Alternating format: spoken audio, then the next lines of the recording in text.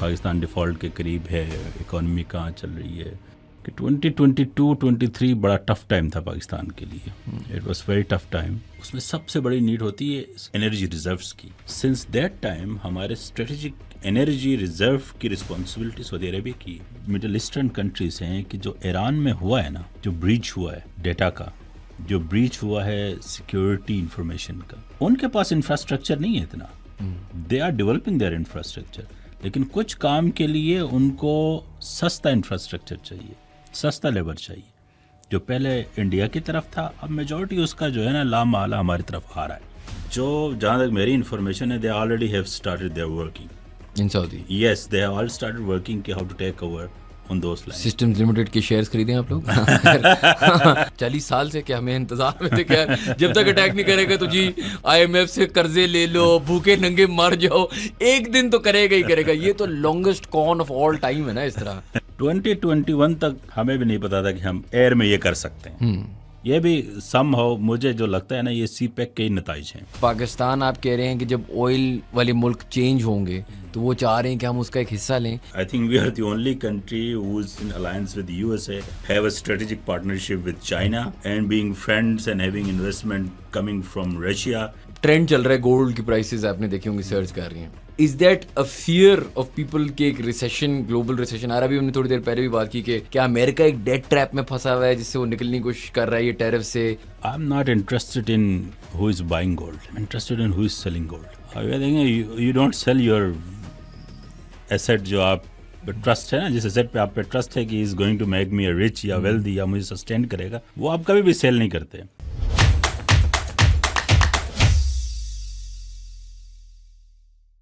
Assalamu alaikum everyone and welcome to another episode of How Does It Work, a podcast by Pro Pakistani. We have a very special guest. बहुत अरसे बाद आप वापस आए हैं, doctor जुबरान Hussain रज़ा साहब। पहली बात तो बहुत बहुत शुक्रिया, आपने हमें वापस टाइम दिया। Thank you very much. क्या साल डेढ़ साल बाद आप आए हैं, और आपकी उस ज़माने में प्रेडिक्शंस बहुत सारी थी, तो कुछ हमें भी याद कराएं कि क्या क्या चीज़ें थी, और फिर आते हैं आजकल की क्या क्या चीज़ें चल रही हैं, क्योंकि काफ़ी इंटरेस्टिंग है दुनिया की पॉलिटिक्स, दुनिया की इकोनॉमी। लेकिन आप उस टाइम जो बातें कर रहे थे उनमें से, उस टाइम जब हमारी पॉडकास्ट हुई थी तो डिफ़ॉल्ट की बातें हो रही थी, तो इसमें 2 साल तो शायद हो गए हैं, 1.5 साल। तो उस टाइम में बहुत सारी चीज़ें चेंज हुई हैं। तो आपको क्या लग रहा है, पाकिस्तान, नया पाकिस्तान क्या आखिरकार आ रहा है, या is this just a bit of the old same stuff? Thank you very much जी, इट्स ऑलवेज प्लेजर। हाँ जी, last time it's been a year I guess, तो last time when we are here तो discussions more or less यही चल रही थी कि पाकिस्तान डिफ़ॉल्ट के करीब है, इकॉनमी कहाँ चल रही है। वी ऑल वर वरीड, ठीक है ना। तो मेरा पॉइंट ऑफ व्यू तब भी यही था, और थैंक गॉड कि वो पॉइंट ऑफ व्यू जो है ना, it's not just point of view, और वो रियलिटी में है। आप देखें, ओवरऑल चीज़ों को अगर हम एक दफ़ा देख लें कि कंपेरेटिव एनालिसिस कर लें, तो वी सी दैट कि 2022-23 बड़ा टफ टाइम था पाकिस्तान के लिए। It was very tough time, specially post Covid था, और उसके बाद बैक टू बैक जो है वो डिज़ास्टर्स थे, और नई गवर्नमेंट जो है they were unable to cope up with जो रिसेशन था, ग्लोबल जो इकोनॉमिक मेल्टडाउन था, फूड प्राइसेस बहुत ज़्यादा बढ़ी थी, रशिया यूक्रेन वार चल रही थी, इंटरेस्ट रेट ग्लोबली बहुत ज़्यादा हाई थे, तो उसके लिक्विडिटी इश्यूज़ की वजह से पूरा का पूरा एक रिसेशन साइकिल चल रहा था हमारा। लेकिन इस पूरे प्रोसेस में जो ज़्यादातर हमारे जो इकोनॉमिक पंडित हैं, हमारे उस्ताद हजरात हैं जितने, वो सारे बहुत ज़्यादा परेशान थे।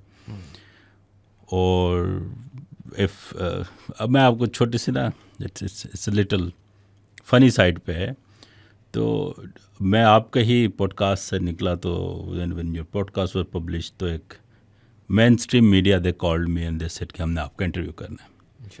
मैं कहा ओके, व्हाई नॉट। तो I went there and for 30 minutes they were insistent कि वो मुझे पुश कर रहे थे कि आप कहें कि डिफ़ॉल्ट है और होगा। मैं कहा भाई नहीं है, तुमने ज़बरदस्ती कह रहा है तो खुद ही कह लो। सो somehow I did not went with the rest of the interview। मैं कहा आप if you want my view तो आप मेरा व्यू ले लें, this is my view based on economic analysis जो मैं समझता हूँ। अच्छा, जब मैं निकल रहा था ना, तो उनका जो कैमरा मैन है, he asked me this thing, कि आप इतने श्योर क्यों हैं कि कुछ भी नहीं होगा पाकिस्तान को। Then I told him one thing, जो मैंने आपको भी भेजा था, कि मैं कहा था भाई जो हमारा समहाउ हमारा जो एक थ्योरी है ना, too big to be failed वाली, कि हम इतने ज़्यादा स्ट्रेटजिकली और पॉलिटिकली इम्पोर्टेंट हैं कि, और हमारे एक इंस्टीट्यूशनल हिस्ट्री है समहाउ, वो हमें फेल नहीं होने देती, अपार्ट फ्रॉम दी जो इकोनॉमिक हमारा डेटा है। अब देखें अल्लाह का करना है कि you just go through last 1 week कि स्पॉटलाइट है कि आई डोंट थिंक सो कि मुझे अपने नॉन हिस्ट्री में इतनी स्पॉटलाइट जो है ना पाकिस्तान को मिलते मैंने नहीं देखा। मैंने कभी एक यूएस प्रेसिडेंट को हमारा नाम इतनी दफ़ा विदाउट टेररिज्म मेरी ज़िंदगी में, विदाउट बिन लादेन हमारा नाम लिया जाए, ये बहुत रेयर है। और मैं यही समझना चाह रहा था कि यार अच्छा, क्या दुनिया असल में इतनी सिंपल होती है कि यार एक वाक़यात हुए मई में और परफॉर्मेंस आपने एक दिन अच्छी दे दी। ये तो वही वाली बात है ना कि जो लोग दुनिया के स्कूल सिस्टम्स पे कहते हैं कि यार एक एग्ज़ाम है, एक रात एक टेस्ट आपने चले अगर माना पास भी अच्छा किया, हमने एक मैदान में अच्छी लड़ाई लड़ ली, उसका ये कैसे मतलब हो सकता है कि यार एकदम से हमारी ग्लोबल इंटरेस्ट ज़्यादा है, दुनिया के सारे सीनियर लीडर्स हमसे मिलना चाह रहे हैं, यूएस प्रेसिडेंट हमारी तारीफ़ें कर रहा है, हमारी कॉन्वर्सेशंस चाइना के साथ अलग चल रही हैं और इसके साथ अलग, एकदम ऐसे है ना कि वो you become the prettiest girl in school all of a sudden, mean girls वाला। हाँ, ये कैसे हो रहा है? और इसकी क्या मतलब, मैं ये इकोनॉमिस्ट आप तो समझते हैं, आप इस फील्ड के हिस्से हैं, ये सब क्या बस बकवास है? और एंड में ये है कि अगर आपने किसी को 2 चंडे करा दिए एक दिन तो बस आपकी वैल्यू है और आपकी वैल्यू नहीं है। अच्छा, ये एक दिन की ये जो, या 2 घंटे की जो है ना बर्तरी, इसके लिए 50 साल लगे। और वो जो डिबेट है ना जो शुरू से चलती आ रही है, गन्स वर्सेस बटर, कि अगर आपने पैसा गन में डाल दिया तो बटर नहीं मिलेगा। इकोनॉमिक में ना ये बेसिक एक थ्योरी बताई जाती है, guns versus butter. Butter means की development, guns means security state type. तो ये हमने ये जो मई में किया है, ये आप इस 1 घंटे के लिए आप दहाइयों की प्रिपरेशन चाहिए होती है। सिर्फ प्रिपरेशन नहीं, ये दहाइयों की सेक्रीफाइसेस चाहिए होते हैं, क्योंकि we are not a country in doubt with a lot of resources. हमने उस छोटी सी कैपेबिलिटी बनाने के लिए, वो जो हम 80s में नारा नहीं सुनते थे घास खाएंगे वाला, तो we have sacrificed a lot. आपको पता है ये जो हमारे लास्ट कन्वर्सेशन में भी, इफ़ यू रिमेंबर, मैंने एक वर्ड यूज़ किया था, हमारा स्ट्रेटेजिक डिविडेंड इतना बड़ा है कि ये जो 10-15 बिलियन का लोग डॉलर्स के ऊपर हमारे ऊपर जो भुगतान लगाते हैं लोग कि ख़त्म हो जाएगा, नॉट अ बिग डील। बल्कि आई रिमेंबर 1999 में जब हमने टेस्ट किए थे तो हमारा जो रिजर्व्स थे वो 1 बिलियन पे रह गए थे, जस्ट 1 बिलियन। तो we came back from that and we reach to 27 billion at point. Anyways, ये जो स्ट्रेटेजिक पावर है ना हमारी, इसकी बुनियाद ना हमने आज नहीं रखी थी, ये ओवरनाइट नहीं है, it's not one day show. ये नुसरत लाशारी एक ऑथर हैं, उन्होंने ना एक बड़ी खूबसूरत किताब जो है ना एडिट की हुई है, कंपाइल की हुई है, जिसमें जुल्फ़िकार अली भुट्टो के ना इंटरव्यूज़ हैं।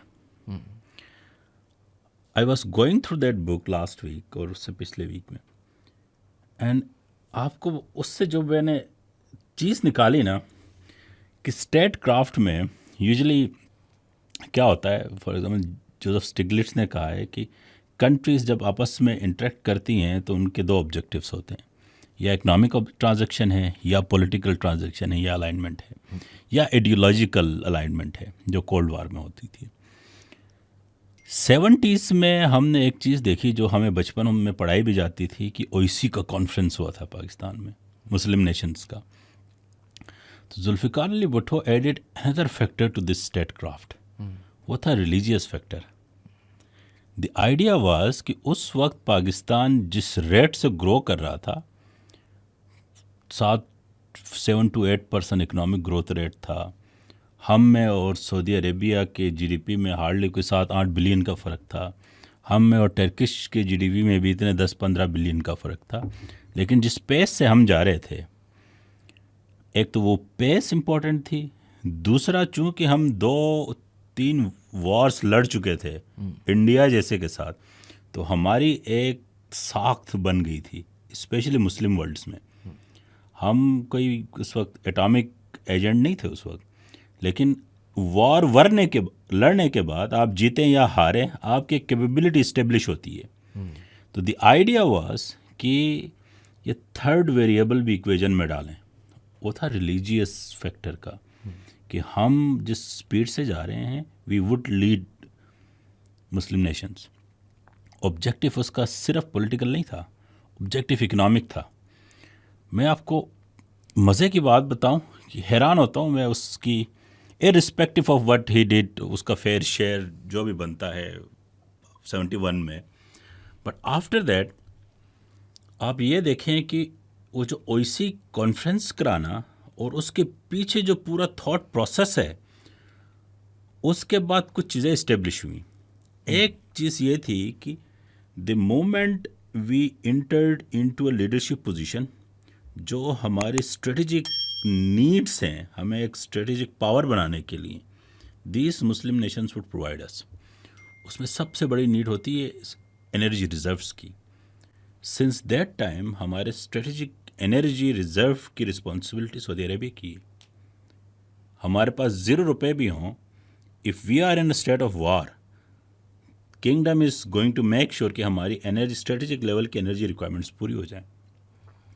Eight the same time what he did was कि उसने लेबर एक्सपोर्ट की पॉलिसी रखी टू दीज कंट्रीज, जो आज हम देखते हैं तो वो हमें सबसे ज़्यादा एंकर किए हुए पूरी इकोनॉमी को।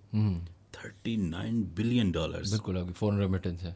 $39 बिलियन, जो आपका एक्सपोर्ट से कई गुना ज़्यादा है, बहुत ज़्यादा। और इसमें खूबसूरती पता है क्या है शयान? आप ये $39 बिलियन बगैर किसी कॉस्ट के ले रहे हैं और अपना बर्डन कम करके ले रहे हैं। बंदे भी जा रहे हैं। आप ये देखिए, आपका 1.25 करोड़ बंदा आपने यहाँ से उठाया है, बिल्कुल, लेस बाहर माउथ्स रखा टू है। फीड। बिल्कुल, they have to feed, they have to take care of their every issue, And you every send the money problem, back. ठीक है? They are sending you free money.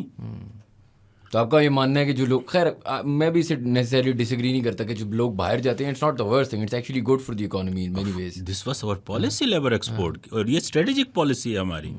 It's not just the policy. अच्छा, उसने देखें, one of the favorite prime ministers throughout जो मैं देखता हूँ, उसने 3 साल में जितना काम करा है ना, आज हम उसको यील्ड देख रहे हैं। ये जो अभी रिसेंट पैक्ट हुआ है ना हमारा सऊदी अरेबिया के साथ, मैंने इसी पे आना था मुझे। that started from there. अच्छा, लेकिन मुझे एक बात बताएं, अब वही वाली बात होती है ना, जब भी कोई बंदा कोई जीतता है किसी चीज़ में, तो उसकी लोग, मुझ जैसे पेसिमिस्टिक लोग जो है ना, वो हमेशा कहते हैं यार लॉटरी लग गई होगी। मुझे खुद लगता है किसी के बारे में, अपने बारे में, अगर कोई चीज़ चल रही है तो लॉटरी है, और अगर नहीं चल रही तो स्ट्रैटेजी नहीं थी। अब इसका पॉइंट ये था ये बोलने का कि यार अगर हम सऊदी अरेबिया और पाकिस्तान को देखते हैं, ठीक है, हमने अभी एक स्ट्रेटेजिक डिफेंस रिलेटेड पैक्ट किया। आपको क्या कोई आइडिया नहीं था कि हम जंग लड़ सकते हैं? हमें जिस तरह लोग जितना शॉक हुए हैं हमारी रेजिलियंस से, अगर हमारी इतनी अच्छी दोस्ती थी इन सब के साथ, और थी भी, तो इनको अंदाज़ा नहीं था कि हम ये कर सकते हैं। और क्या हमें भी अंदाज़ा नहीं था कि हम ये कर सकते हैं? बिकॉज ऐसा फील होता है जैसे मतलब हम क्या इंतज़ार कर रहे थे कि हमें दुश्मन अटैक करेगा। 40 साल से क्या हमें इंतज़ार में थे क्या जब तक अटैक नहीं करेगा तो जी IMF से कर्जे ले लो, भूखे नंगे मर जाओ, एक दिन तो करेगा ही करेगा। ये तो longest con of all time है ना। इस तरह हम क्या इंतज़ार में अगर वो ना करते तो हम मर जाते? नहीं, देखें, कन्वेंशनल वॉर में तो हमारा पहल करना बनता भी नहीं है, ठीक है ना। वो बिगर इकोनॉमी है, ज़्यादा पॉपुलेशन है, बिगर आर्मी है, फिगर्स में वो बहुत आगे। 2021 तक as a matter of fact जो मेरे एनालिसिस है, हमें भी नहीं पता था कि हम एयर में ये कर सकते हैं। This was surprise to most of the people. और ये as a matter of fact after, ये भी समहाउ मुझे जो लगता है ना, ये CPEC के ही नताइज हैं कि somehow this was part of CPEC thing कि ये भी शामिल होगा उसमें, जो कैपेबिलिटीज ट्रांसफ़र हुई, जो इंटीग्रेशन हुई टेक्नोलॉजी की to have air superiority in terms of real time information and detection, और दूर से जो भी है, I don't know the technicalities of it, but somehow ये 2021 से पहले हमें भी नहीं पता था कि हम इतने सुपीरियर हैं, because the superior craft they were looking after, जिसके ऊपर पूरा का पूरा उनका डोमेस्टिक पॉलिटिकल एक प्रोसेस चल पड़ा था आफ्टर वो दैट इवेंट।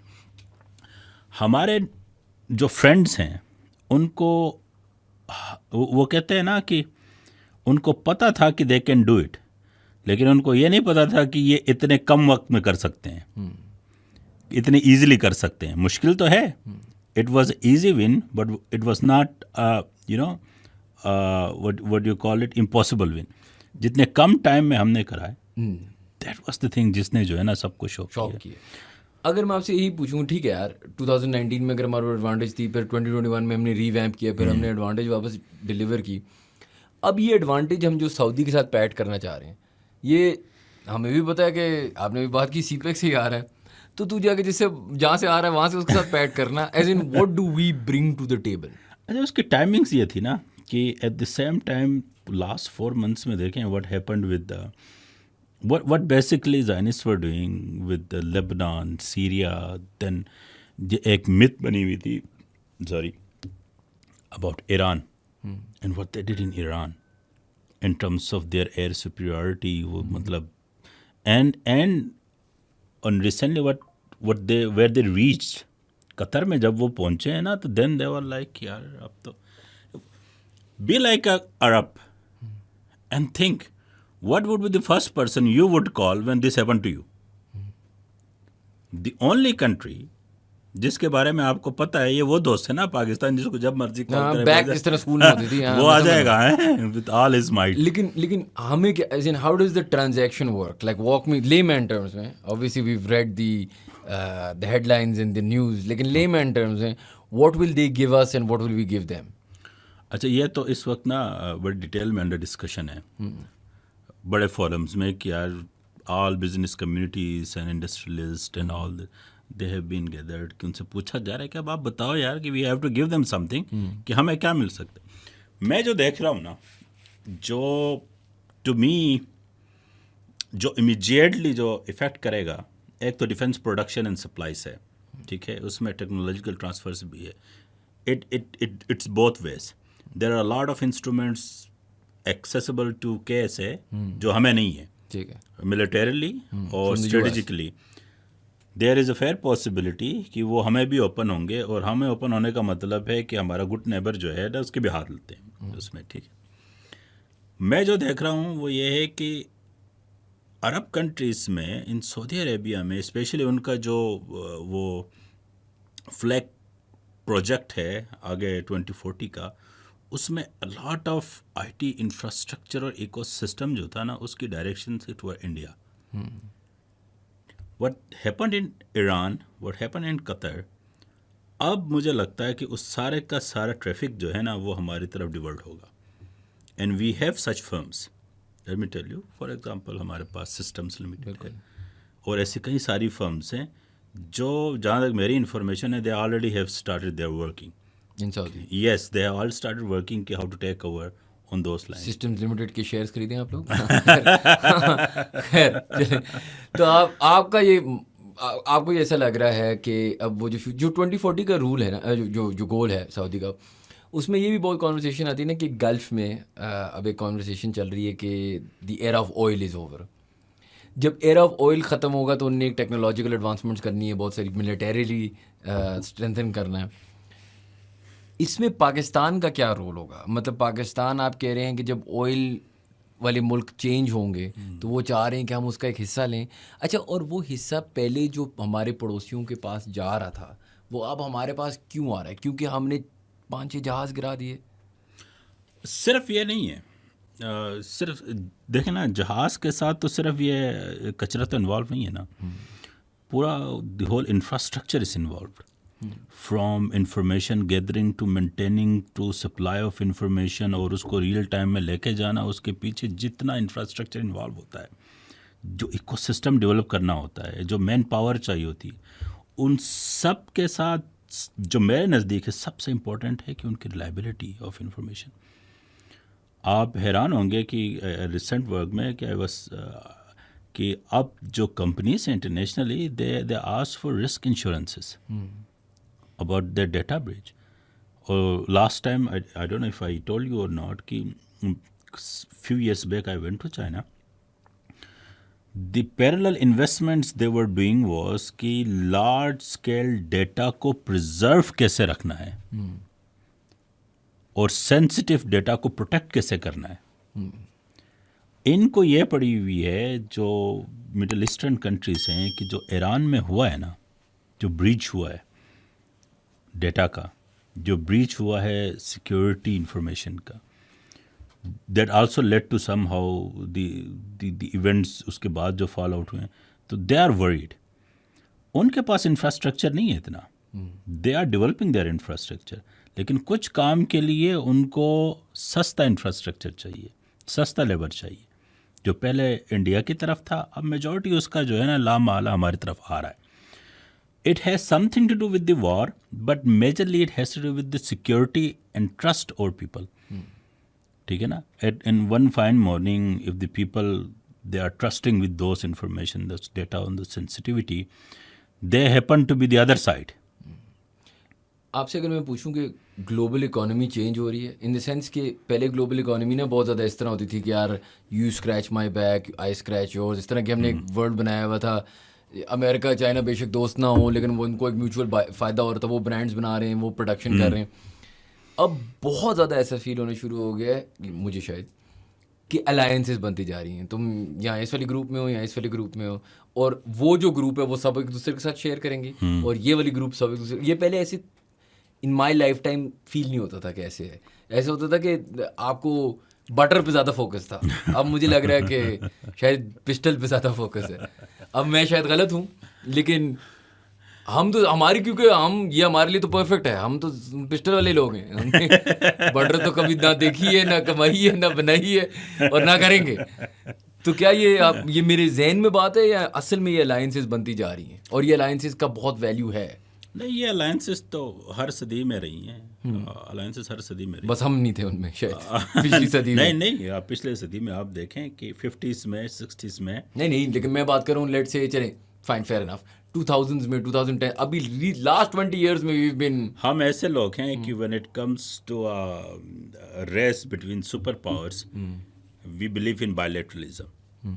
आप देखें आज जो हो रहा है कि I think we are the only country who is in alliance with USA, have a strategic partnership with China, and being friends and having investment coming from Russia, at the same time बहुत borderly and friendly with Iran. Sir लेकिन मैं एक argument कर लूँ, ये सब पिछले 2 महीने की बातें हैं ना। अब हमारी relationship with US, non Joe Biden ने आई थिंक हमारा नाम कोई 6 दफ़ा लिया था as president in his term, और वो भी आई थिंक उनमें से 2 दफ़ा था वो जो कोई खैर इट डजंट मैटर, कोई यूएन रिलेटेड बात थी। लेकिन the point that I am making is कि ओके राइट नाउ ऐसा हुआ है कि एकदम से आपके ऊपर 4 लोग थे प्रमोशन के लिए और 3 रिज़ाइन कर गए और चौथा वाले ने ली नहीं है, जो भी हुआ है, और आपको एक क्रेजी सिचुएशन मिल गई है। लेकिन वो सिचुएशन का हम कितना फ़ायदा उठा सकते हैं? मिसाल के तौर पे हमारी रिलेशनशिप अब यूएस के साथ एकदम से बेहतर लग रही है, लेकिन यूएस भी एक डेड टाइम बॉम्ब है, यूएस के भी इश्यूज हैं। US is not the US of 2005, 2001, 2010 जब it was the predominant super power. This flirting with both super powers, इसके नुकसान नहीं हो सकते? ये देखें, जो पॉइंट मैं बना रहा था ना, we are not new to this and this is not new to us. Back in 50s and 60s हम सीटो सेंटो के मेंबर्स भी थे, जिसको यूएसए लीड करता था कोल्ड वॉर में।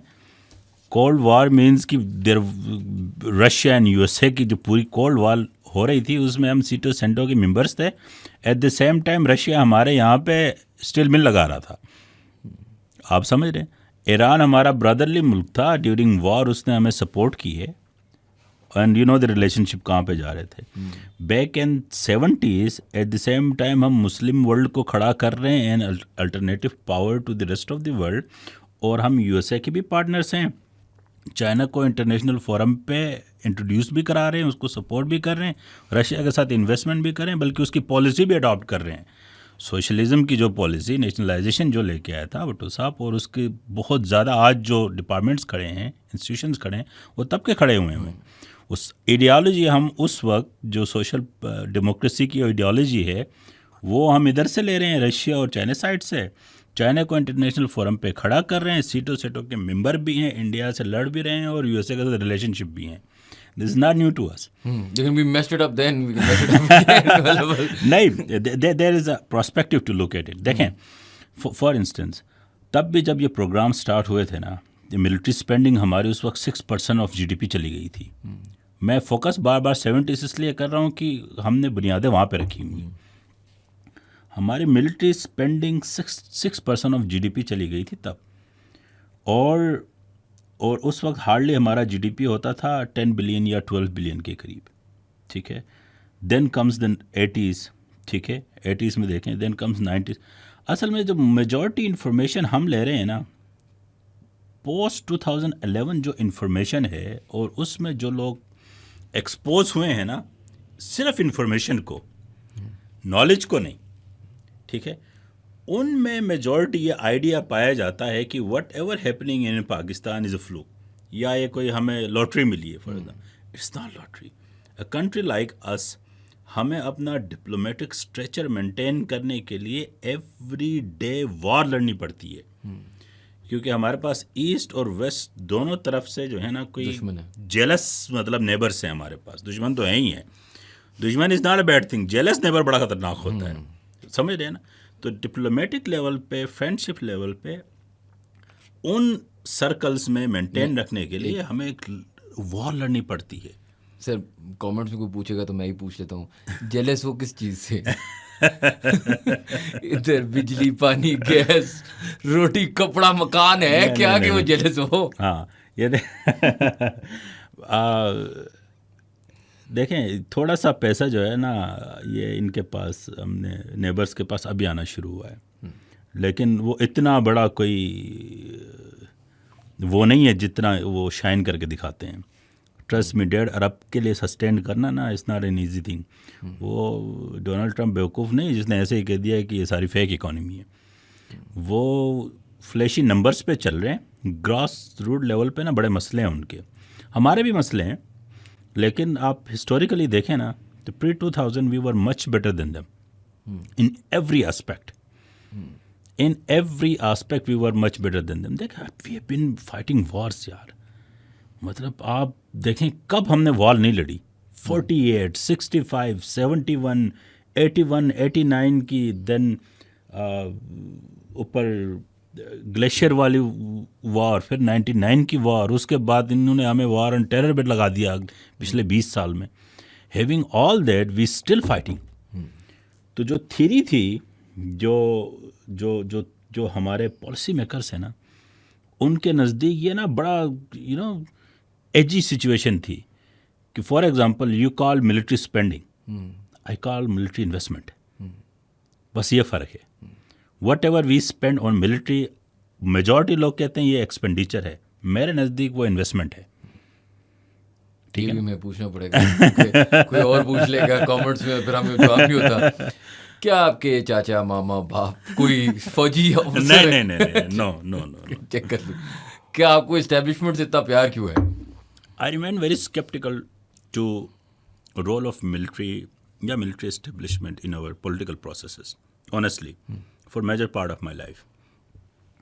उसकी मेजरली वजह ये थी कि मैं पाकिस्तान को आइसोलेट करके पॉलिटिकल और डेमोक्रेटिक आइडियोलॉजी के साथ मिला के the only solution and the way forward देखता था कि प्योर आइडियोलॉजिकल डेमोक्रेसी होगी तो ही हम सक्सेसफुल होंगे। लेकिन देखें, हर कंट्री का ना एक सेपरेट मॉडल होता है। IMF की एक एग्जांपल है, वो हर कंट्री को ना एक ही फ्रेम में डाल के उसके ऊपर हैमर करता है कि with the expectation of same result. They realized it after 2005, जब उनके ऊपर ना बड़ा क्रिटिसाइज होना स्टार्ट हो गया इंटरनली। एक बुक मैंने शुरू में भी रेफरेंस दिया था, जोसेफ स्टिग्लिट्ज़ की एक बुक है, वो कहता है यार सबसे ज़्यादा डेमोक्रेटिक डेफिसिट जिन इंस्टीट्यूशंस में है ना वो वर्ल्ड बैंक और IMF है. देन व्हाट आई स्टार्टेड कि यार लेट्स एक्सेप्ट द रियलिटी. हमारी कंट्री की रियलिटी है, अब क्या करें. रियलिटी है. और when it comes to life and hunger you always prefer life. है या नहीं. देखें, ये अरबों की सबसे बड़ी खामख्याली पता है क्या थी.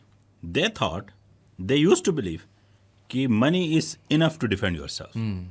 Money is never enough to defend yourself. बिल्कुल. मैं दुबई में था जब अभी रिसेंट अलार्म होने शुरू हुए हैं और दुबई का एयरपोर्ट बंद हुआ था जब कतर में हो रहा था, और मैं सोच रहा था कि क्रेजी बात है कि दुबई जैसी, because you just never imagine कि वहाँ पे कोई अटैक करेगा भी ना. देर एवरीबडी से दोस्ती है, हर बंदे के पैसे ले रहे हैं. खैर आप कुवैत देखें, कुवैत ने कभी जिंदगी में सोचा था, किसको तंग किया था कुवैत ने. सद्दाम एक दिन लेके चढ़ पड़ा. व्हाट डिड ही 1990s क्या था. You know why Saddam attack Kuwait. Saddam कह रहा था कि यार मैंने ये जो 10 साल 8 साल अरबों को कहता था कि जो मैंने ईरान के साथ लड़ाई लड़ी है उसकी मेरी अपॉर्चुनिटी कॉस्ट इतनी है और मैं तुम में से बदमाश हूँ. Yes yes, go and read. मैं बदमाश हूँ, मेरी अपॉर्चुनिटी कॉस्ट इतनी है, मुझे इकोनॉमी में इतने बिलियन का लॉस हुआ है, या मुझे दो तुम लोग, नहीं तो मैं कुवैत पे अटैक करूँगा. कुवैत के जो बॉर्डर के साथ कुछ किलोमीटर अंदर तक जितने भी वेल्स हैं मैं उन पर कब्जा करूँगा, उसके रेवेन्यू से ये कॉस्ट पूरी करूँगा. एंड आप to your surprise Arabs were okay. They were like ठीक है कर लो, लेकिन यहाँ से आगे नहीं जाना, ये वेल्स ले लो. लेकिन वो जब वो वेल्स पे आया तो उसकी लालच और आगे, उसने कहा नहीं मैं पूरा कुवैत ले लेता हूँ. 2 मुस्लिम कंट्रीज. बिल्कुल बिल्कुल नहीं सही कह रहे हैं. अब कुवैत का मसला क्या था. Money, richness. उसके पास क्या नहीं था. आर्मी. डिफेंस नहीं थी. अच्छा, आर्मी तो चलो ठीक है, और हमें पता है कि वो तो अमीर हो जाएंगे. आप हमें बताएं कि जो यार तला है नुमा, ये कब अमीर होंगे यार. हम कब अमीर होंगे, हमारे पास पैसा कब आएगा. अब हम ट्रम्प की पहली दफ़ा हमने ट्रम्प का नाम सुना ना, ट्रम्प हमारा नाम सुना ट्रम्प के मुंह से, हमें बड़ी खुशी हुई कि यार US प्रेसिडेंट ने हमारा नाम ले लिया. पहली दफ़ा सुना. अब तो उसने बोल दिया ना, अब ये सारी बातें हो गई, जंग भी जीत गए, फील्ड मार्शल भी बन गया. हम कब अमीर होंगे, एज इन अनएम्प्लॉयमेंट नंबर्स कब नीचे जाएंगे, GDP कब ऊपर जाएगी, वो फीलिंग कब आना शुरू होगी कि यार. मैंने सुना है कि मुशर्रफ के एरा में बड़े पैसे बनते थे, मैं तो बहुत छोटा था उस टाइम, शायद वो ही एरा दिखा दो यार. कि उससे हम बहुत बेहतर हैं. मज़ा आ रहा है, पैसे हैं. नहीं, उससे तो हम बहुत बेहतर हैं इस वक्त. देखें, हाँ देखें, मेरे और आप में झगड़ा है ना टाइम के ऊपर, तो घड़ी बताएगी, मैं और आप नहीं बताएंगे. 2022 में क्या हालत थी हमारी. माइनस GDP ग्रोथ रेट पे चल रहा था. आज हम 3.5 पे प्रोग्रेस कर रहे हैं. 400 बिलियन प्लस की हमारी GDP हुई पड़ी है. ठीक है. अनएम्प्लॉयमेंट हमारा मसला नहीं है इतना. देखें, अनएम्प्लॉयमेंट में क्या है, हमारा हमेशा से मोस्ट पार्टली जो है ना वो सिंगल डिजिट्स में हमारी अनएम्प्लॉयमेंट है. हमारी अनएम्प्लॉयमेंट यूथ अनएम्प्लॉयमेंट का इशू है. हमारी जो यूथ, चूँकि पॉपुलेशन का बहुत पोर्शन यूथ में है और इकोनॉमी इतनी तेज़ी से नहीं ग्रो कर रही जितनी तेज़ी से ग्रो करनी चाहिए थी, जिसकी वजह से यूथ अनएम्प्लॉयमेंट है. आप ना कंपेयर करें लास्ट 3 ईयर्स में, कोई एक चीज़ उठाएं मुझसे पूछें, मैं आपको बताऊंगा, आप परेशान हो जाएंगे फिगर्स देख के. आप ये देखें कि हमारी जो कैपिटल मार्केट है वो $464 बिलियन तक पहुंची है. स्टॉक मार्केट जिसको बोलते हैं, ठीक है ना. हमारा जो फाइनेंशियल सेक्टर है वो 40 ट्रिलियन रुपीस तक पहुंचा है. लास्ट ईयर में तकरीबन 2 से 3 ट्रिलियन रुपीस सिर्फ एग्रीकल्चर सेक्टर को एक्सटेंड हुए हैं. 3 ट्रिलियन रुपीस. ये सेक्टर वो है एग्रीकल्चर सेक्टर. अगर एक्चुअली में हमने ग्रो करना है ना, ऑनेस्टली मैं आपको बताता हूँ. देखें, लास्ट 3 इयर्स के स्टेट्स आप उठा के देख लें, कोई एक ऐसा एरिया नहीं है जिसमें हमने ग्रो नहीं करा है. आप कोई एक एरिया नहीं बता सकते. हाँ, प्रॉब्लम्स हैं वो मैं आपको बताऊंगा. GDP हमारी बड़ी, पर कैपिटा इनकम हमारा बड़ा है, फाइनेंशियल मार्केट ने सुपर्ब ग्रो किया है, स्टॉक एक्सचेंज ने वर्ल्ड में अपने रिकॉर्ड्स क्रिएट किए हैं. देखें, last time when we were discussing stock exchange 48,000 पे थी. कल आप उठा के लेकिन 1,63,000 पे है. Last time when we both were talking, Pakistan में सिर्फ $3 ट्रिलियन कंपनीज थी. OGDCL थी, ये कोलगेट पॉमेलिफ वाले थे और नेस्ले थी। आज as of we talking 16 companies हैं पाकिस्तान की जो बिलियन डॉलर्स हैं, sorry billion dollars. We did not had a billion dollar company back in, there were 3। अब ये मोस्टली ये लोकल कंपनीज हैं। एक आपको एग्जांपल दूँ, यूबीएल। आप परेशान हो जाएंगे कि यूबीएल की ग्रोथ देखें कि 3 साल पहले चार्ट्स पे कहीं पे भी नहीं थी, अब वो लीडिंग बैंक है विद $2 बिलियन के एसेट्स के साथ। मिज़ान बैंक चेक करें आप। लेकिन आपने समझाया था ना, हमारे टैक्स पे कर्जा से वापस वो वीर हो रहे हैं तो इससे खुशी नहीं, दुख ही हो रहा है। नहीं। आपने ही बताया था ये बैंक्स वाले, हाँ वो देन द इशू वाज कि वो जो हमारा डॉलर के इश्यूज थे ना, उसके ऊपर जो है वो देखें, they are private companies, you can not blame them for aiming for profitability, ठीक है ना। हमारा इशू पता है क्या है? हमारा इशू ये है शैन कि हमारा जो एसएमईस है ना, they are unable to grow यार। मतलब हमारा एम्प्लॉयमेंट का 70% जो है ना वो एसएमईस में है। यू आर एन एसएमई, बिल्कुल फंसे हुए हैं। हाँ और इन बैंकों से मेरा इख्तलाफ पता है क्या है? 70% एम्प्लॉयमेंट एसएमई प्रोवाइड करती है, 90% इनफॉर्मल हमारा पूरा का पूरा लेबर है। उस पूरे का बर्डन एसएमई ने उठाया हुआ है। 5 to 6 मिलियन एसएमईस है पाकिस्तान में, 6 मिलियन एसएमईस, ठीक है ना। Every SME dies out after 5 years। 5 year के बाद अगर उसने ग्रो नहीं कराना तो वो डाई आउट हो जाती है। और hundreds and thousands of SMEs die out every year. सिर्फ और सिर्फ वजह पता है क्या? टोटल फंडिंग जो मिलती है, लोनेबल फंड जो मैंने आपको बताया 40 ट्रिलियन, उसमें से 6% भी नहीं मिलता इनको। कैश फ्लो के इशूज है ना सबसे बड़े। मतलब आपका छोटा सा सेटअप है, जैसा भी आप उठ के बैंक के पास चले जाएं, आपको लोन नहीं देंगे। कोशिश की, नहीं देते लोन। ये देखें, लास्ट टाइम मैंने एक वर्ड यूज़ किया था, आप लोगों ने उसको बड़ा चढ़ाया था कि हमारी जो एलीट है ना वो इडियोटिकली नॉनसेंसिकल है। They have money. मतलब ये अब बिलियंस ऑफ डॉलर्स की ये बैंक्स बन गए हैं, लेकिन दे डोंट इनोवेट। मैं आपको किसी भी बैंक का कहूँगा कि आप इनके प्रोडक्ट्स बताएं तो आप गिनती में बताएंगे। उनके प्रोडक्ट्स क्या हैं जी? सबसे पहले गवर्नमेंट को लोन दे दो, बेस्ट प्रोडक्ट है। हाँ, उसके बाद कुछ बचा तो केसी में जो टॉप 15 है उनको लोन दे दो। उसके बाद अगर कुछ बचता है तो वो हाउस लोन दे दो। किसको दे दो? सरकारी मुलाजमीन को दे दो, क्योंकि उनकी तनख्वाह से उठा सकते हो। या कि जो ऑटोनमस बॉडीज है उनको दे दो। उसके बाद कुछ बचा है तो वो गाड़ी का लोन दे दो। That's it. यही तक यार। आप इससे आगे बताएं मुझे क्या है। अच्छा, मैं थोड़ा सा डाइवर्ट करूँगा इशू। मैं ये सोच रहा था कि अच्छा चलें, बैंक्स बेहतर हो जाएंगी, इकोनॉमी बेहतर हो जाएगी, ग्लोबल रिसेशन जब आती है तब तो हमारा कुछ नहीं हो सकता, एज इन किसी का भी। अब एक ट्रेंड चल रहा है, गोल्ड की प्राइसेस आपने देखी होंगी सर्च कर रही हैं।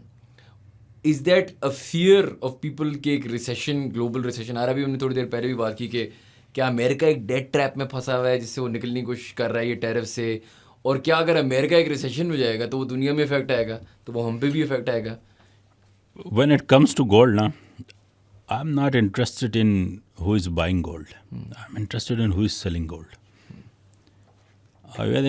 You don't sell your asset जो आप पे ट्रस्ट है ना, जिस एसेट पे आप पे ट्रस्ट है कि is going to make me a rich या वेल्दी या मुझे सस्टेन करेगा, वो आप कभी भी सेल नहीं करते।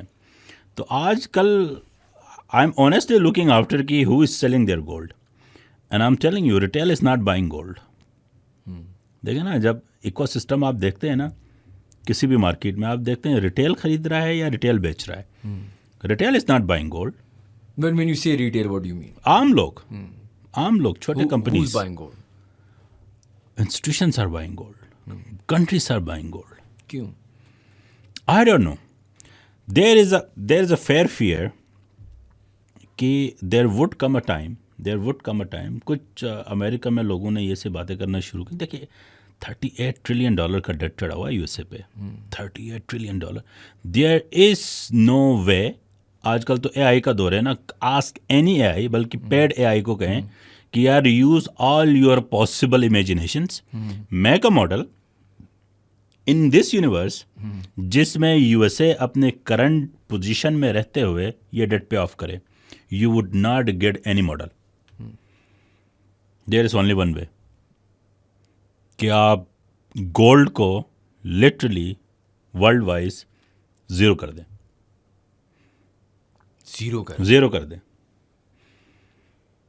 What is the use of gold?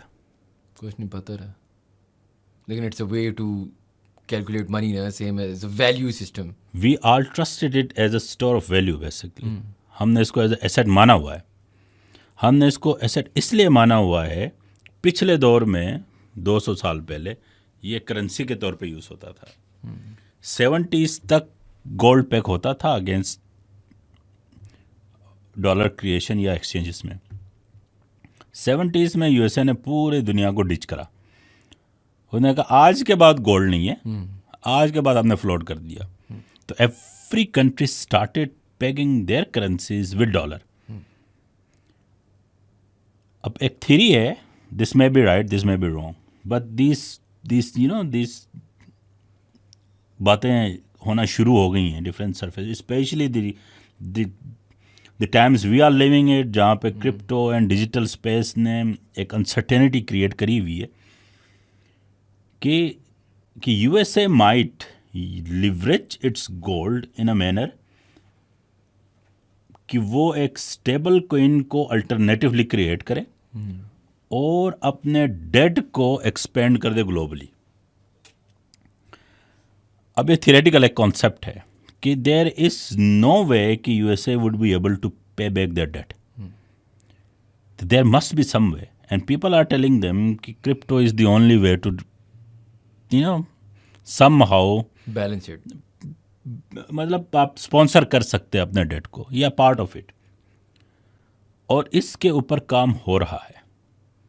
उनके थिंक टैंक काम कर रहे हैं, उनके जीनियस जो रिसेंटली जो जीनियस एक्ट पास हुआ है, और जो कंट्रीज हैं like Russia, China and to some extend BRIC countries, they are worried about it, क्योंकि ये सारे कंट्रीज़ वो हैं जो यूएसए के बाद सबसे ज़्यादा गोल्ड होल्ड रखते हैं।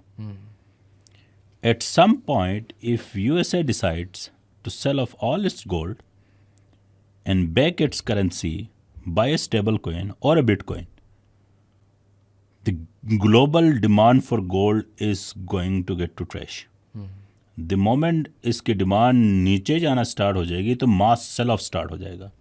मास sell off means what? Your trust to gold would start decreasing, और जो इन्होंने होल्ड करा हुआ है, दे वुड, जिस तरह आपने कहा है, they would and up having पत्थर इन देयर शेल्व्स। तो क्यों फिर बड़ी कॉरपोरेशंस गोल्ड खरीद रही हैं? Why are they not thinking of this as a possibility?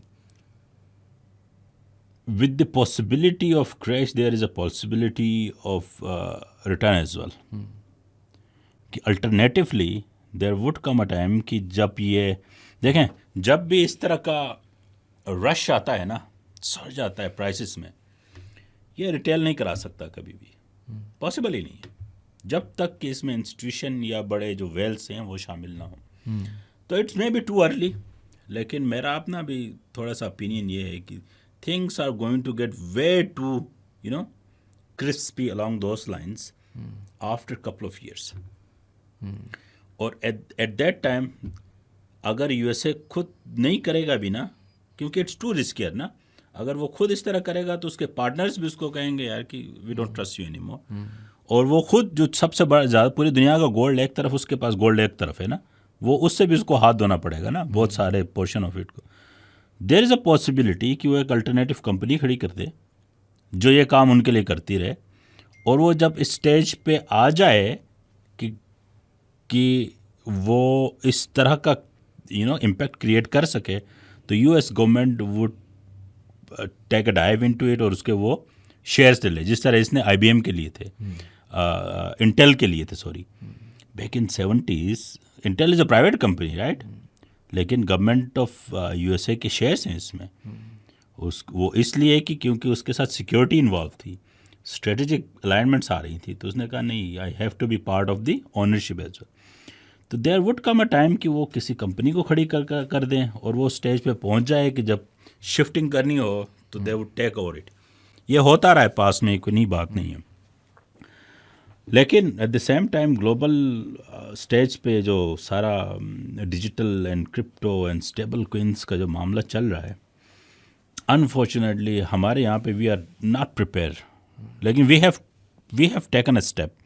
ये जो क्रिप्टो काउंसिल बनाया बनाया है, और वो जो बिलाल बिन साकिब है, he is doing a very good job. I am impressed man, उसकी सिलेक्शन पे आई एम इम्प्रेस्ड। मतलब इस सिलेक्शन पे एटलीस्ट आप लोग ये तो नहीं कहेंगे ना कि किसी ब्यूरोक्रेट का या पॉलिटिशियन का या हैं किसी आर्मी का चेक करके बताते हैं। But he is doing really good job, and what ever he is doing, the trips he is taking, वो सारा कुछ वो कर रहा है कि somebody, as per as my information, he is paying from his pocket because he knows the concept. और हम इसमें अभी भी देर नहीं हुई, we are in very early stages. और कुछ लोग ये भी कहते हैं कि we may end up as a वो जो लैब में नहीं होता टेस्ट ट्यूब, कहीं वो ना हो जाए हम। क्यों? क्योंकि we are taking lot of those things which are बहुत ज़्यादा इंथुजियास्टिक हैं, रिस्की हैं, इंथुजियास्टिक हैं और अहेड ऑफ टाइम्स हैं बेसिकली। प्राइवेट लेवल पे, एक कॉरपोरेशन लेवल पे तो ये समझ आती हैं, लेकिन कंट्री लेवल पे इतना बड़ा लीप लेना वो थोड़ा सा जो है ना और इंथुजियास्टिक लग रहा है हमें। लेकिन maybe I don't know कि the people sitting there maybe they are genius with from rest of us, there is a fair possibility, that's why they are there. और somehow apart from USA and Dubai, we have taken a good dive into it, और उसके एक fair reason भी है। काला पैसा white करना है, वो ग्लोबली चल रहा है। एक फेयर रीज़न ये है कि हमारी यूथ को एक additional alternative way of earning मिला हुआ है, इसमें कोई डाउट नहीं है। आप ये देखें कि जो डेटा हमें बताता है ना कि almost $40 billion of Pakistanis are in that space. 20 million plus लोगों के अकाउंट्स हैं इस वक्त क्रिप्टो स्पेस पे। आपके स्टॉक एक्सचेंज में कितने अकाउंट हैं लोगों के? 60,000 हैं, 6,000 पिछले साल जो है ना 18-20,000 30,000 बने हैं, ठीक है ना। तो फाइनेंशियल लिटरेसी हमारी इतनी कम है, मतलब आप हम 6 लोग यहाँ पे बैठे हैं, मेरे अलावा आई डोंट नो आप में से कितने के अकाउंट है स्टॉक में, नहीं होंगे, ठीक है ना। This goes for all the country, ठीक है ना। जब आप कैपिटल मार्केट पे जाएंगे नहीं, ठीक है, तो कंपनीज को ग्रो करने के लिए अल्टरनेटिव जगह नहीं मिलेगी। बिल्कुल। और यही मसला एसएमईज का है, जहाँ पे मैं आ रहा हूँ ना बार बार। एसएमईज का प्रॉब्लम क्या है कि we are unable to provide them the culture, the entrepreneurial culture, the financial ease culture, जिसकी वजह से एसएमईज कन्वर्ट नहीं हो रही हैं लार्ज में, कॉरपोरेशंस में। देन दे आर, वो कल्चर ही नहीं है कि आप एक कंपनी बनाएं, उसको ट्रांजिट कराएं, आईपीओ बनाएं और स्टॉक में लेके जाएं। ये हो ही नहीं रहा। आपको पता है पिछले साल 2023 में कितनी कंपनीज रजिस्टर हुई थी स्टॉक एक्सचेंज के लिए? और ये व्हेन इट्स सोअरिंग, इस साल जाके 8 हुई है। It's a good sign. 2017 में 8 हुई थी, 8 या 9, उसके बाद अभी जाके 8 हुई। और दूसरा जो मेरा, अच्छा, आप लोगों के पॉडकास्ट के बाद ना लोग मुझे बड़ा क्रिटिसाइज़ करते हैं, कहते हैं यार आप ऑल गुड की जो है ना वो कहानियाँ सुना के चले जाते हैं, कोई प्रॉब्लम नहीं बताते हैं। देखिए, मैंने जो एसएमईज वाला आपको प्रॉब्लम बताया, ये बहुत ग्रॉस प्रॉब्लम है। ये हमारी यूथ एम्प्लॉयमेंट के लिए लाजमी है। दूसरा, हमारा जो एक्चुअल प्रॉब्लम्स है ना वो हमारी पॉवर्टी है। ये current account, dollar exchange, debt, ये हमारे प्रॉब्लम्स नहीं है, ये लिक्विडिटी के इश्यूज हैं, लिक्विडिटी, कैश फ्लो के जिस तरह। हाँ, इसको इस तरह समझें, इसको इस तरह समझ लें शायद कि you must have a credit card, उसके ऊपर लाइबिलिटी भी होगी। क्या मैं आपके क्रेडिट कार्ड की लाइबिलिटी की वजह से आपको डिफ़ॉल्ट डिक्लेयर कर दूं, आपके सारे एसेट्स को ज़ीरो मानूं? नहीं ना। You have a stream of income, you must have a portfolio जिसमें आपकी रियल एस्टेट भी होगी, आपकी वेल्थ भी होगी, आपके फैमिली टाइज भी होंगे, आपका दूसरा काम भी होगा, ओवर द ईयर्स जो आपने अपने लिए बनाया वो भी होगा, कुछ सेविंग भी होगी, कुछ गाड़ी भी होगी, कोई ज़मीन का टुकड़ा भी होगा, घर भी होगा। उसमें से एक आपका क्रेडिट कार्ड है। उसकी लाइबिलिटी आप 2 महीने नहीं पे करते लेट से, और उसकी बेस पे मैं आपको कहूँ कि यार आप डिफ़ॉल्ट कर गए, इट मेक्स नो सेंस ना। मतलब your life would not get any effect because of 5 lakh रुपए का डिफॉल्ट है यार बैंक मिजान के साथ या किसी के साथ। No, your ability to pay back it's way bigger than that credit card. और आप कह रहे हैं हमारा इस तरह है कि अगर हमारे पास पैसे नहीं है, जीडीपी नहीं है, तो स्ट्रेटेजिक एसेट्स हैं हमारे पास अगर किसी वक्त थोड़ा सा, लेकिन ये नहीं हुआ है पोस्ट 2000 के बाद, कभी भी ये नहीं हुआ है कि हम अपने कमर्शियल डेट के ऊपर डिफ़ॉल्ट कर गए। कमर्शियल डेट का मतलब ये होता है कि वो बॉन्ड और सिक्योरिटीज़ जो आपने इशू किए हुए लोगों ने परचेज़ करे हैं, इंटरनेशनल लोगों ने परचेज़ करे हैं, और वो जब जमा कराएंगे तो उनको पे बैक हुआ, ये कभी भी नहीं हुआ है। सही। हमारा जो मेजर लोन होता है वो मैं लास्ट टाइम हमारा स्ट्रेटेजिक लोन है। स्ट्रेटेजिक लोन मैंने आपको समझाया है कि अगर आपको पता है कि मैं पे बैक नहीं कर सकता हूँ तो why you are paying me. ये पैक्ट होने से पहले तक सऊदी अरेबिया ने हमें 5 से 7 बिलियन दिए हुए डॉलर्स, वैसे ही सेफ डिपॉजिट्स के तौर पे 25 बिलियन के हमारे ऑलरेडी डिफरेंट सेक्टर्स में प्रोग्राम्स इन लाइन है बिफोर दिस पैक्ट। अब इस पैक्ट के बाद क्या होंगे वो तो आप देखेंगे कितना जो है ना इन्फ्लोस आएगा, 5 to 10 बिलियन तो इमीडिएटली इंशाल्लाह। Anyways, point is the real issues. एक तो ये एसएमईज का इशू है, दूसरा जो हमारा इशू है कि ये जो idiotic, non productive, non innovative banking sector है हमारा, ठीक है। तीसरा हमारा इशू है पॉवर्टी का, और वो पॉवर्टी का लिंक है हमारी जो एग्रीकल्चर सेक्टर है। अब देखें 36% ऑफ आवर एम्प्लॉयमेंट जो है ना लेबर फोर्स एग्रीकल्चर सेक्टर में, और ये लो पेइंग सेक्टर है। मतलब आप एक सेक्टर जो 25 से 30 मिलियन लोगों के रोज़गार का बायस है, वो उसमें इनोवेशन नाम की तो कोई चीज़ एग्जिस्ट नहीं करती। वहाँ पे तो बेसिक पे ही जो है ना वो इन्फोर्स नहीं होती, और मेजर यूथ को एब्जॉर्ब करता है एग्री सेक्टर, और वो हमने आफ्टर 60s अनफॉर्चुनेटली निगलेक्ट करा है। ये जो मैं हमेशा कहता हूँ कि ये जो एज ऑफ इंफॉर्मेशन और टुगेदर विद ए खास concept of political ideology I है ना बैक आफ्टर 2012, इसने बहुत ज़्यादा मसला क्रिएट कराया हुआ है हमारे लिए। हमारे पास अर्ली एरास में we were food insecure country. हम वो कंट्री थे जो अपना फूड खुद नहीं उगा सकते थे। यूँ समझ लें कि we were like African countries.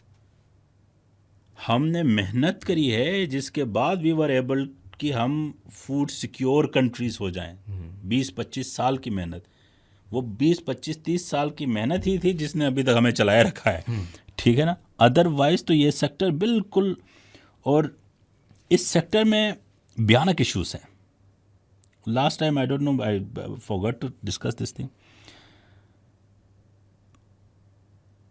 25% GDP का कंट्रीब्यूट करता है, और पता है टैक्स कितना है? 0.8%। 8 billion total tax, direct tax collect होता है एग्रीकल्चर सेक्टर से। 97% जो फार्मर है, जो लैंड है, वो 5 एकड़ या उसके आसपास ज़मीन का मालिक है। 5 एकड़ की ज़मीन से आप क्या उगाएंगे, तो क्या टैक्स देंगे? असल मसला वहाँ पे है कि जो 3% लोग हैं एग्रीकल्चर सेक्टर में, जिनके पास 70% ऑफ द रिसोर्स है पूरे लैंड का, जिसमें एक किसान की या जो एक लैंड लॉर्ड है, लैंड ओनर है, उसकी annual average income 10 billion rupees है, और टैक्स मिला के 8 बिलियन आ रहा है। दिस इज़ द एरिया, और ये वो सेक्टर है जिसने हमारे 30 मिलियन के करीब लोगों को एब्जॉर्ब करा हुआ है। दिस इज़ आवर प्रॉब्लम, और ये पॉवर्टी क्रिएट करा रहा है, और पॉलिटिक्स का हिस्सा भी है। पॉलिटिक्स का हिस्सा भी है अनफॉर्चुनेटली, और हमारे कल्चर का हिस्सा है। अब थैंक गॉड कि इन्होंने सुबू ने एग्रीकल्चर टैक्स शुरू करा हुआ है कि जिसकी इनकम 5.6 मिलियन से ऊपर होगी किसान की, तो वो उसके ऊपर 40% या 45% देंगे। I hope in the long run it would do something, it would do something. अब ये टैक्स का इशू सिर्फ इनका नहीं है, एग्रीकल्चर सेक्टर का नहीं है, आप ये देखें हमारे सर्विसेज सेक्टर जिसमें आप हैं हम सब हैं 60% जीडीपी का है सर्विसेज सेक्टर इस वक्त। टैक्स में कंट्रीब्यूशन कितनी है? बहुत है यार, बहुत है, छोड़। 26%। 26% टैक्स का आता है सर्विसेज सेक्टर से, या 28%। जीडीपी में कितना शेयर है? 60% शेयर जीडीपी में टैक्स आ रहा है एक जगह से 28% ओनली। जितना लीकेज सर्विसेज सेक्टर में है टैक्स के मामले में और किसी सेक्टर में नहीं है।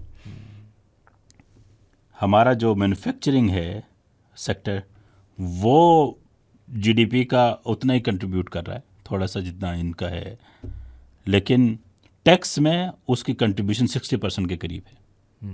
सबसे ज़्यादा टैक्स जो है कंट्रीब्यूट कहीं से करता है तो वो मैन्युफैक्चरिंग सेक्टर है। और ये वो मैन्युफैक्चरिंग सेक्टर है जो पिछले कई सालों से दबा हुआ है।